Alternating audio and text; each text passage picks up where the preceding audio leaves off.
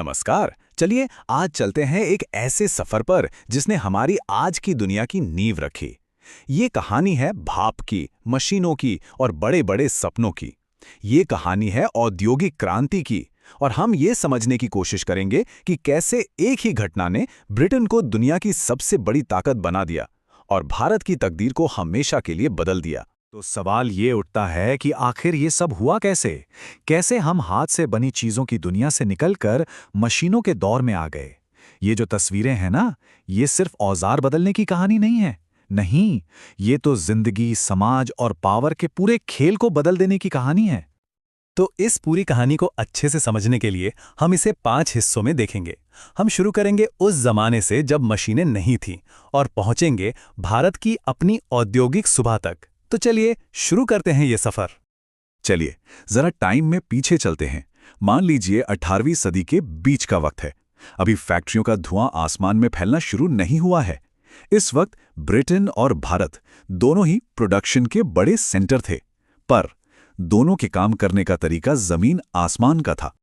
Britain में ना फैक्ट्रियों के आने से ठीक पहले के दौर को आद्य औद्योगिकरण कहते हैं। सोचिए, शहर का कोई बड़ा व्यापारी गांव के घरों में कच्चा माल पहुंचाता था और फिर पूरा का पूरा परिवार मिलकर अपने घर के अंदर ही चीजें बनाता था। ये एक तरह से बिना दीवारों वाली फैक्ट्री थी जो मशीनों से नहीं बल्कि इंसानी हाथों से चलती थी। और वहीं दुनिया के दूसरे छोर पर था भारत, जिसे उस जमाने में सचमुच दुनिया का वर्कशॉप कहा जाता था। पूरी दुनिया दीवानी थी भारत के बने महीन कपड़ों और जबरदस्त हैंडीक्राफ्ट्स की। तो ये बात गांठ बांध लीजिए कि उस वक्त भारत सिर्फ खेतीबाड़ी वाला देश नहीं था, बल्कि मैन्युफैक्चरिंग का एक जीता जागता हब था। और फिर ब्रिटेन में एक ऐसी चिंगारी भड़की जिसने सब कुछ बदल डाला। एक के बाद एक ऐसे आविष्कार हुए जैसे कोई धमाका हुआ हो, और इन आविष्कारों ने प्रोडक्शन के सारे नियम ही बदल दिए। दुनिया अब एक बिल्कुल नए रास्ते पर चल पड़ी थी। जरा इस टाइमलाइन पर नजर डालिए। सबसे हैरान करने वाली बात क्या है पता है? स्पीड, रफ्तार। सिर्फ कुछ ही दशकों में spinning frame, spinning mule, power loom, एक के बाद एक मशीनें आती गईं और कपड़ा बनाने की स्पीड इतनी बढ़ गई कि आप सोच भी नहीं सकते। जो काम एक कारीगर महीनों में करता था, वही काम अब मशीनें चंद दिनों में कर देती थीं। लेकिन देखिए, सिर्फ आविष्कार कर लेने से तो क्रांति नहीं होती, है ना? इस आग को भड़काने के लिए ईंधन भी तो चाहिए, और ब्रिटेन के पास वो बिल्कुल सही मिक्सचर था। जमीन के नीचे कोयला और लोहा, गांवों से शहरों में काम करने आए सस्ते मजदूर, और सबसे जरूरी एक बहुत बड़ा औपनिवेशिक साम्राज्य, जहां से कच्चा माल भी आता था और जहां बना हुआ माल बेचा भी जा सकता था। और बस यहीं से कहानी एक बहुत ही ड्रामेटिक मोड़ लेती है। एक तरफ ब्रिटेन की फैक्ट्रियों से धुआं आसमान छू रहा था और दूसरी तरफ भारत के करघों की आवाज वो धीमी पड़ती जा रही थी। ये एक ऐसी कहानी थी जहां एक का फायदा दूसरे के नुकसान से जुड़ा हुआ था। इतिहास में इस प्रोसेस को डी इंडस्ट्रियलाइजेशन या निरौद्योगीकरण कहते हैं, मतलब किसी देश की इंडस्ट्री को तबाह कर देना। अब भारत के साथ क्या हुआ? ब्रिटेन की मशीनों से बना सस्ता कपड़ा बाजारों में भर गया और ब्रिटिश सरकार की पॉलिसीज भी ऐसी थीं कि उन्होंने जानबूझकर भारत के कारीगरों और उनकी सदियों पुरानी कला को बर्बाद कर दिया। ये जो आप देख रहे हैं ना, ये पूरी कहानी साफ कर देता है। देखिए, ब्रिटेन से जो बना बनाया माल भारत आता था, उस पे कोई टैक्स नहीं, दरवाजे एकदम खुले।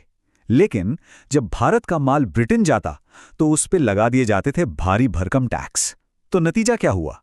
भारत बन गया ब्रिटेन के लिए सिर्फ कच्चा माल पैदा करने वाला एक देश, और फिर उन्हीं की फैक्ट्रियों का बना सामान खरीदने वाला एक बड़ा सा बाजार। पर यह क्रांति सिर्फ मशीनों और मुनाफे की कहानी नहीं है। इसकी एक बहुत बड़ी इंसानी कीमत भी थी, जो लाखों लोगों ने चुकाई।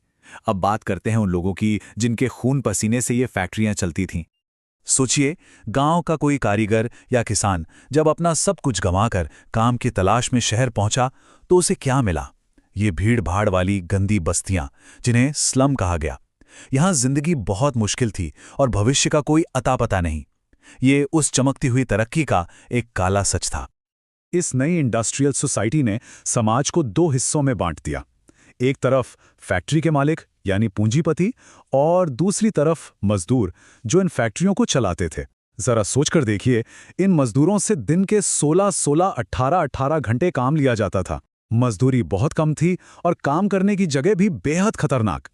लेकिन जाहिर है, ये सब हमेशा तो नहीं चल सकता था। मजदूरों ने भी इस जुल्म के खिलाफ आवाज उठानी शुरू कर दी, चाहे वो ब्रिटेन का चॉटिस्ट आंदोलन हो या फिर भारत में पहला फैक्ट्री एक्ट का बनना और AITUC जैसे ट्रेड यूनियनों का गठन। ये अपने हक और इज्जत की एक बहुत लंबी और मुश्किल लड़ाई थी। तो चलिए अब हम अपनी कहानी के आखिरी पड़ाव पर चलते हैं। गुलामी के अंधेरे के बाद अब भारत की अपनी औद्योगिक सुबह हो रही थी और इस बार भारत अपनी किस्मत खुद लिखने वाला था, अपनी शर्तों पर। Tata iron and steel company जैसी इंडस्ट्रीज का लगना इसी नई सुबह का संकेत था।